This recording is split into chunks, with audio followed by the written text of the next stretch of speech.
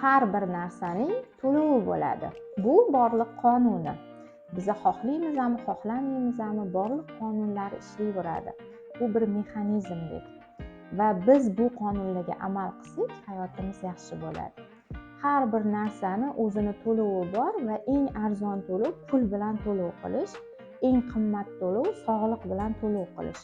Masalan, siz qaysidir muammoyingizga, masalangizga vaqtida to'lov qilmasangiz, bu borib murakkablashadi va oxir oqibat siz sog'lig'ingiz ketadi va sog'lig'ingiz bilan to'lov qilasiz. Ya'ni masalan, qaysidir balanslarni vaqtida yopmagan bo'lsangiz, qarzga kirib ketgan bo'lsangiz, qarzingizdan uzilguningizcha sog'lig'ingiz ketadi yoki farzandingizni tarbiyasi uchun vaqt ajratib to'lov qilmagan bo'lsangiz, ya'ni farzandimiz komil inson bo'lishi uchun biz hozir vaqt ajratib vaqtimiz bilan, tarbiyamiz bilan to'lov qilamiz.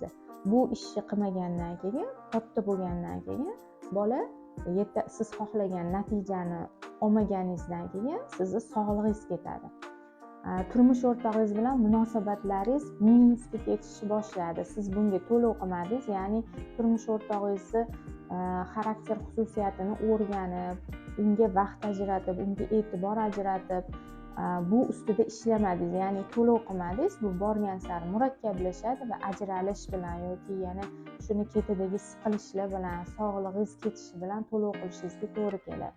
Shuning uchun hayotingizda muhim bo'lgan narsalarni to'lovi nima ekanligini aniqlang va ularni sodda to'lov paytida albatta ularni qiling, chunki bu murakkablashib ketsa siz uchun to'lov og'ir bo'ladi.